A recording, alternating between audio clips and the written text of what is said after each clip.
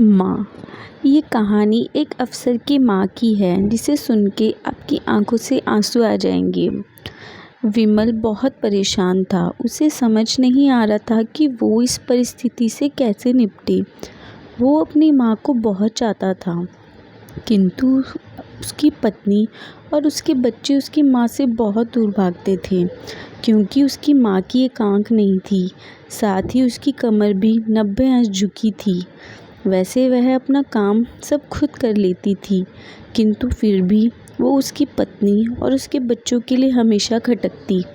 दादी, आप ऊपर कमरे में जाओ, मेरे दोस्त आ रहे हैं, विमल के बेटे अखिल ने बड़ी बेरुखी से कहा। पर बेटा, मैं तो यहाँ बहुत दूर बैठी हूँ, विमल की माँ ने बहुत प्यार से कहा। नहीं, आप उनके सामने मत रहो, वो मुझे चिढ़ाते हैं, अखिल ने ज़ोर से डांटते हुए कहा। क्या हुआ अखिल, क्यों चिल्ला रहे हो? विमल की पत्नी कामनी ने किचन से ही आवाज़ लगाई। देखो ना माँ, दादी यहीं ड्राइंग रूम में बैठी है और मेरे दोस्त आ रहे हैं, अखिल ने शिकायत भरे लहजे से कहा। माँ जी, आप ऊपर चले जाओ, क्यों हम लोगों को लजवाती हो? कामनी ने बेटे का पक्ष लेते हुए कहा।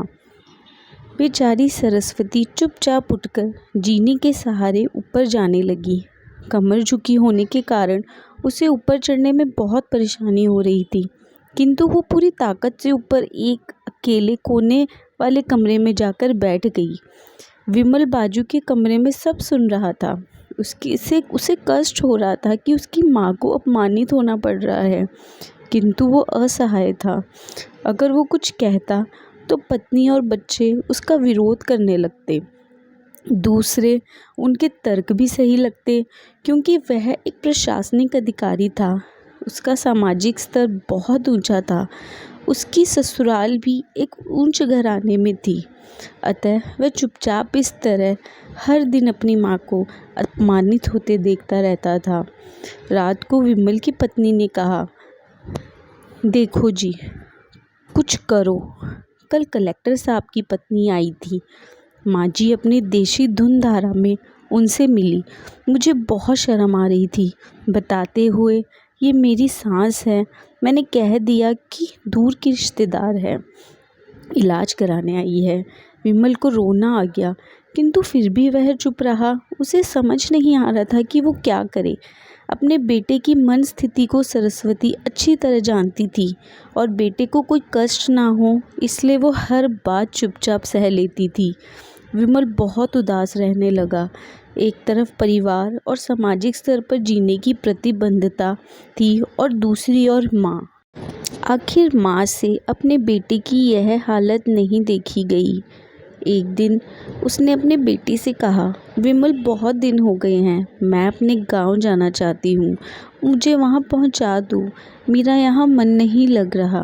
किंतु माँ, वहाँ तो कोई नहीं है, तुम्हारी देखभाल कौन करेगा? विमल ने आश्चर्य से पूछा। अरे, सब गांव वाले तो हैं, और वो तुम्हारे मामा जी तो उसी गांव में रहते हैं, और फिर हम सारी व्यवस्थाएं कर आएंगे ना। कामनी को तो जैसे मन की मुराद मिल गई हो।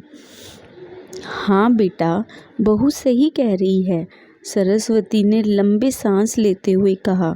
विमल जानता था कि गांव में माँ की देखभाल करने वाला कोई नहीं है, लेकिन अपनी पत्नी की जिद के कारण वह अपनी माँ को गांव छोड़ने पर विवश हो गया। माँ को गांव छोड़कर आते वक्त उसे रोना आ रहा था तथा अपनी बेबसी पर गुस्सा भी आ रहा था, किंतु परिवार, पत्नी और समाज ने इसके इस मनोभाव को दबा दिया और वो सुकून सा महसूस करने लगा। कुछ दिन बाद चाचा, जो अमेरिका में रहते थे, आने वाले थे। जब विमल छोटा था, उसके पिता जीवित थे, तब वो भारत आए थे। उसके बाद वो अब भारत आने वाले थे। पूरा परिवार और आस पड़ोस बहुत उत्साहित था। अमेरिका से विमल के डॉक्टर चाचा आ रहे थे। डॉक्टर रमेश ने जैसे ही घर में कदम रखा, सबने मिलकर बहुत उत्साह से उनका स्वागत किया। क्यों विमल, भाभी नहीं दिख रही, कहाँ हैं? डॉक्टर रमेश ने उत्सुकतापूर्वक पूछा। जी, वो गांव में रहती है, यहाँ उनका मन नहीं लगा, कामनी ने सपाट लहजे में उत्तर दिया। डॉक्टर रमेश ने विमल की ओर देखा तो विमल ने अपनी आंखें झुका ली। डॉक्टर रमेश सब समझ गए।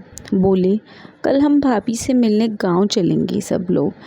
दूसरे दिन सभी लोग गांव के घर पहुंचे। देखा कि सरस्वती को बहुत तेज बुखार है, वो पलंग पर असहाय पड़ी हैं। डॉक्टर रमेश दौड़कर सरस्वती के पास गए, उनके पैर छूकर रोने लगे। सरस्वती की ये हालत उनकी कल्पना से परी थी।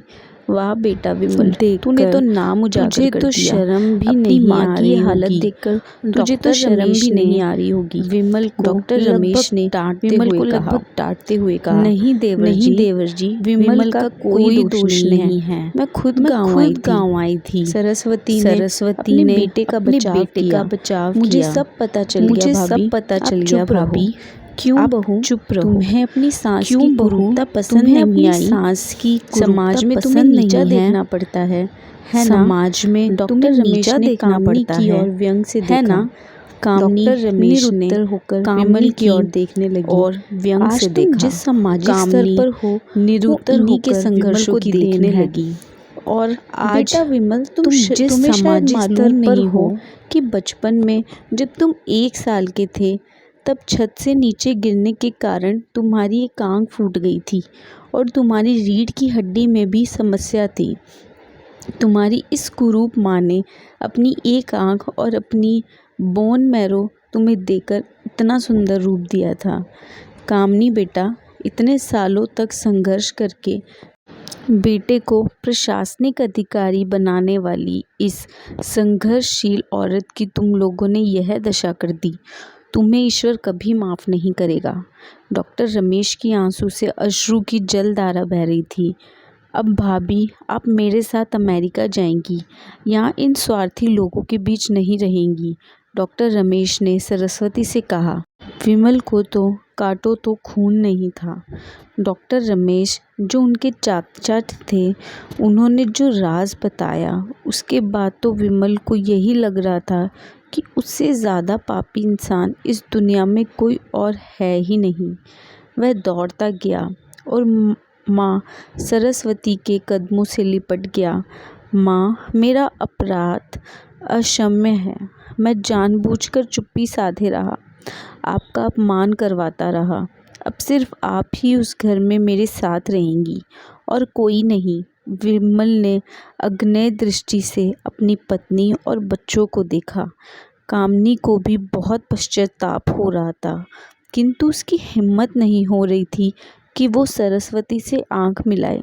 सरस्वती ने कामनी की मन स्थिति को समझकर उसको पुचकारते हुए बुलाया और विमल को डांटते हुए कहा, खबरदार, जो मेरी बहू को मुझसे अलग करने की कोशिश की तो तुझे ही घर से बाहर निकाल दूंगी।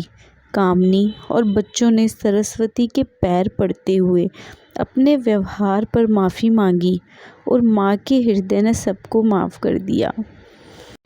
इस कहानी से हमें यह शिक्षा मिलती है कि माँ के प्यार जैसा इस दुनिया में कोई प्यार नहीं कर सकता। हमें माँ जो हमारे लिए करती है उसकी तुलना तो हम नहीं कर सकते, मगर माँ को कोई तकलीफ़ ना हो ये तो हम ध्यान रख सकते हैं ना। अगर आपको ये कहानी अच्छी लगी हो तो वीडियो को लाइक, शेयर, सब्सक्राइब ज़रूर करें। धन्यवाद।